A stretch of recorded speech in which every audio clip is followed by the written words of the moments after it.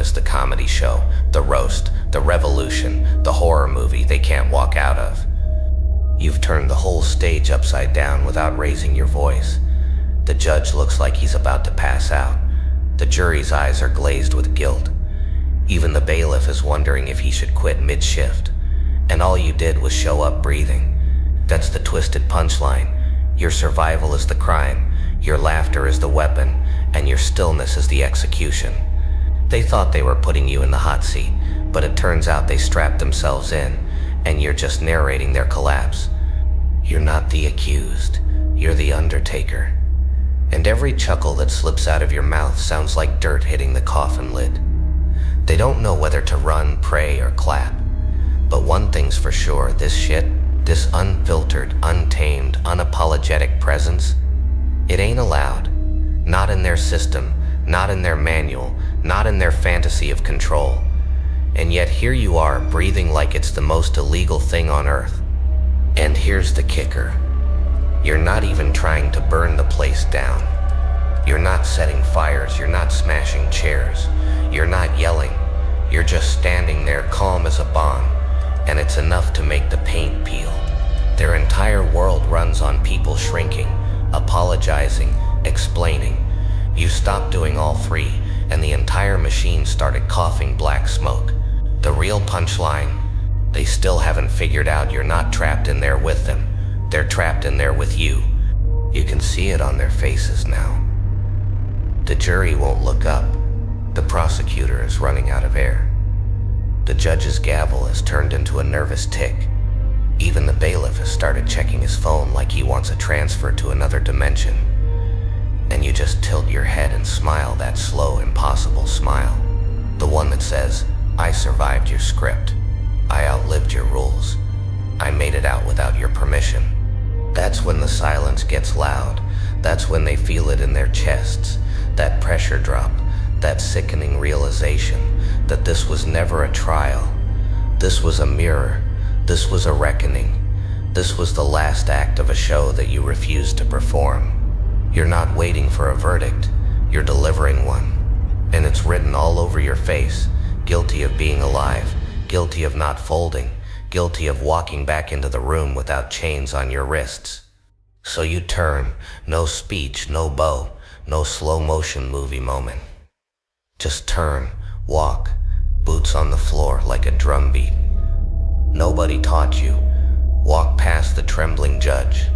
Walk past the jury biting their lips. Walk past the prosecutor clutching his files like a rosary. Walk out the door without looking back. Because you don't owe them a performance. You don't owe them a thank you. You don't owe them anything. And as the door swings shut behind you, that's when they get it. The alarms weren't for you, they were for them. The trial wasn't yours, it was theirs. The cage wasn't locked, it was already open. And the crime was simple. You stopped being manageable. You stopped being edible. You stopped being a story they could tell about someone else.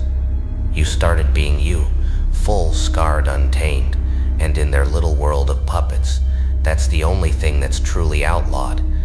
Word spreads before you even turn the corner. People don't need to see you to know you're coming. They feel it, like a pressure drop before a storm, like the street lights flickering even though it's daylight. The city hums different when you walk through it.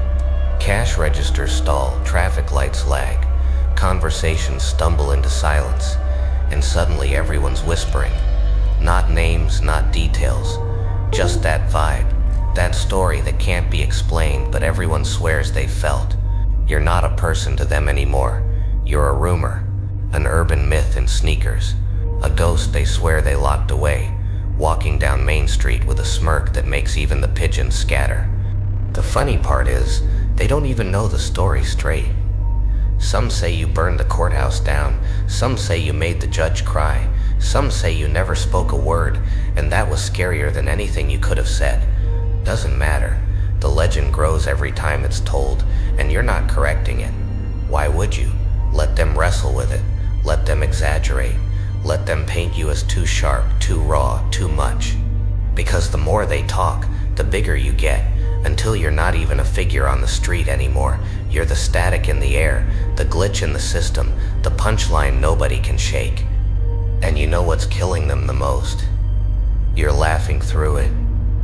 You're not solemn, you're not tragic, you're not weighed down by the what-ifs. You're out here cracking up like the whole world is a roast, and every fake smile is a setup for your next joke. You laugh and people get chills, because it doesn't sound like entertainment. It sounds like judgment. It sounds like a reminder. It sounds like every time they chose comfort over truth, you were taking notes, and now you're reciting it back to them with a grin. You're not their inspiration. You're their interruption. You're not their hero. You're their haunting. And the scariest, funniest, most twisted part of it all, you're not even trying to be. You're just walking, breathing, existing. And in a world built on pretending, that's the most illegal act of all.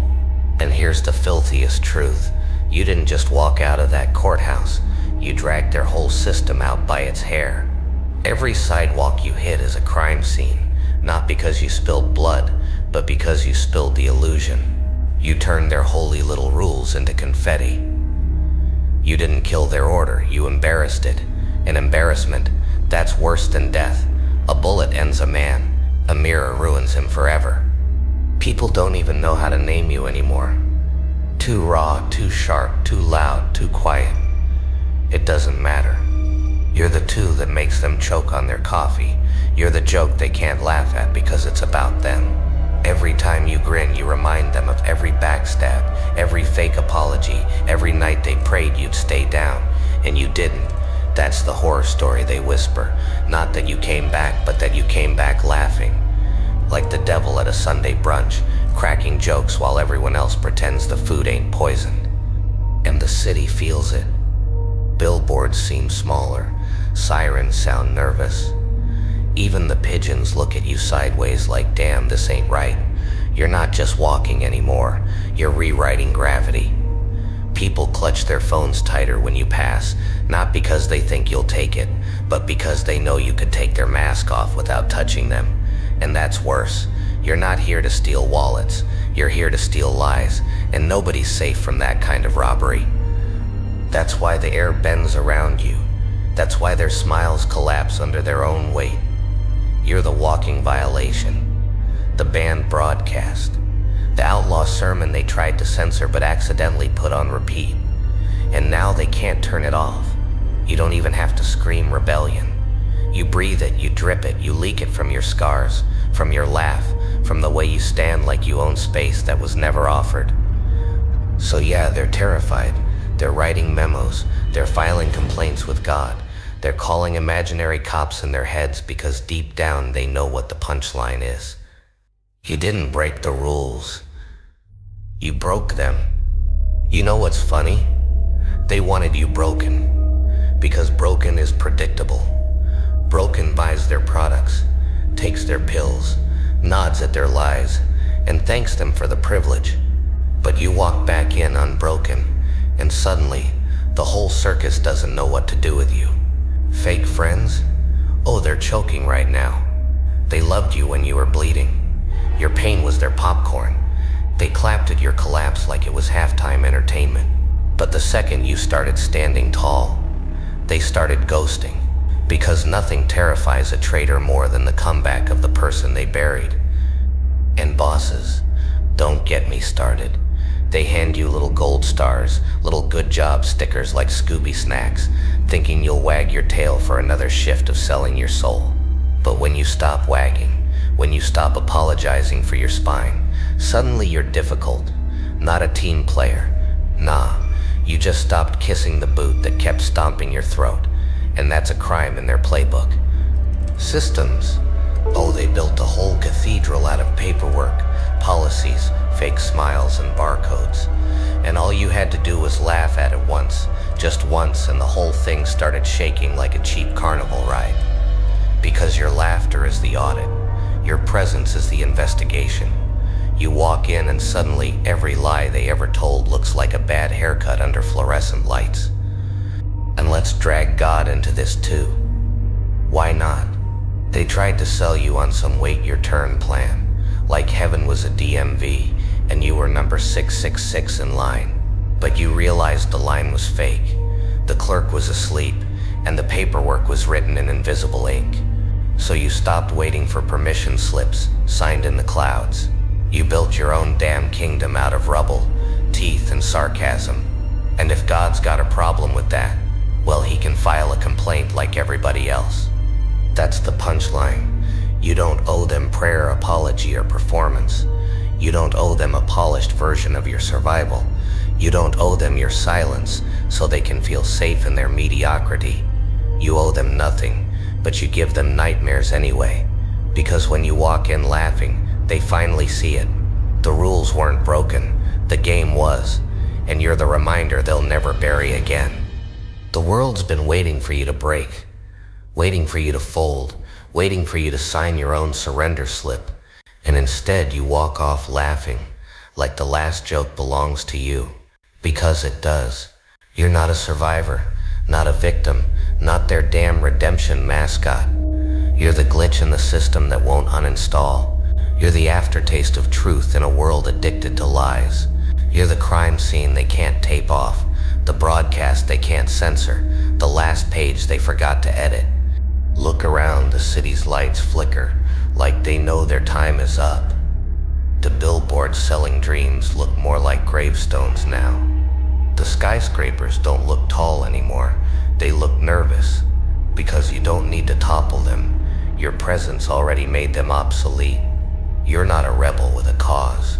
You're the funeral director of their whole illusion, cracking jokes at the graveside while the mourners pretend they're not crying for themselves. And the people, they're still whispering, still fumbling with their phones, still scrolling for answers you already burned.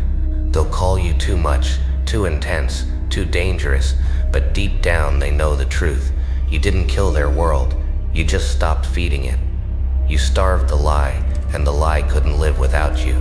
That's why they're panicking, that's why they're twitching. That's why they're making new rules at 3 a.m., desperate to write a law against your very existence. Because in their world, nothing is scarier than someone who doesn't need their permission to breathe. And here's the part that really makes me laugh. They still think there's a way to fix you. Like they can hold a meeting about it. Like they can workshop your existence into something palatable. Maybe if we call them unstable. Maybe if we call them arrogant. Maybe if we slap on a few more labels, the crowd won't notice what we really fear. But it doesn't work. The crowd notices. The crowd always notices. You can't hide a lightning strike under a rug. You can't dress up clarity in khakis and call it an employee. So they try something else. Distance, whisper campaigns, polite exclusion. Whole rooms where your name is avoided like a curse word because saying it out loud feels like summoning something. But avoiding you only makes it worse. You turn into folklore. You turn into fire. They can't put out. They think silence erases you, but silence is where you're strongest. You've been training in silence your whole life. They're the ones sweating in it. And isn't that delicious?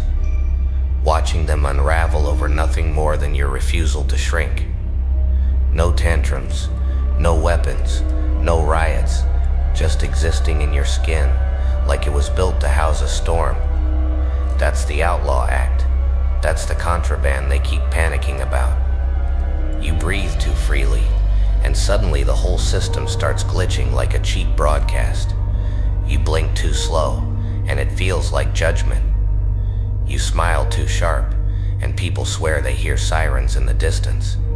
You became the ghost in their machine, the static in their hymn, the laugh track in their tragedy. And the thing about ghosts, you can't kill what already survived. You can't erase what already wrote itself into the walls. You can board up the windows. You can burn the stage. You can pray the prayers. But the moment you turn your back, there it is again. That grin, that silence, that truth humming low like an engine they can't shut off.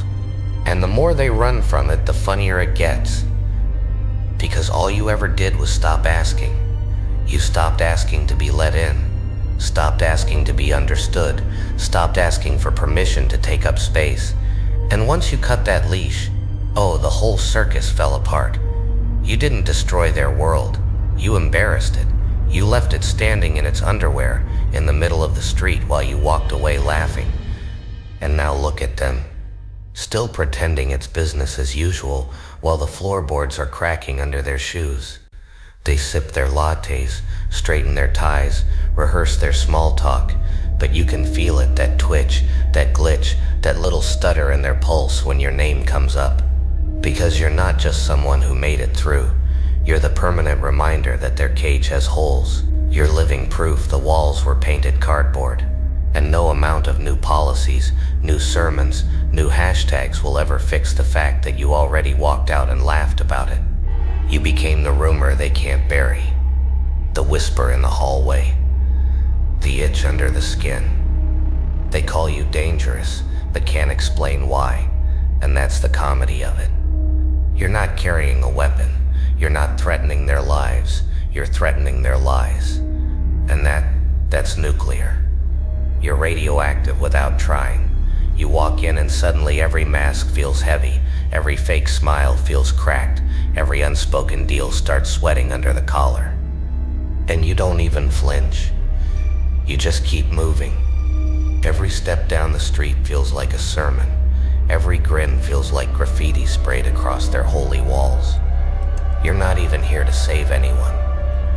You're not playing savior. You're not playing villain. You're playing nothing. You're just breathing, and that's enough to set off alarms in temples and boardrooms and bedrooms alike. You ever notice how even the strong ones go quiet around you now? The loudmouths lose their volume. The bosses lose their posture. The liars lose their punchlines. Because your silence is louder than their speeches. Your scars are sharper than their crowns. Your presence is funnier than their entire performance. They tried to make you the tragedy, but you turned tragedy into stand-up, and now they're the ones sweating through the punchline. The joke writes itself. You didn't just survive. You didn't just win. You rewired the whole stage, so now every spotlight burns their skin instead of yours. They clap at the wrong times, they laugh too late. They look around for cues that don't exist. Because you stopped playing the script. You stopped being the entertainment. You stopped dying politely. And now the show's still going, but you're the one holding the mic. So you keep walking. Past the courthouse. Past the city. Past the edge of their map. You walk into the dark, and the dark bends around you like it's been waiting. Because the truth is, you were never theirs to contain. You were never theirs to punish. You were never theirs to define. And now they know it. That's the apocalypse. Not fire, not brimstone, not war, just you. You walking out, laughing raw and unfiltered, carrying every scar like a crown, every wound like a prophecy, every step like a verdict. And the last sound they hear? Not thunder, not sirens, just your laugh echoing back at them, reminding them of the only truth they'll never escape. You weren't the one on trial. The whole damn world was. Like, comment, and subscribe, and tell the Batman I said hello.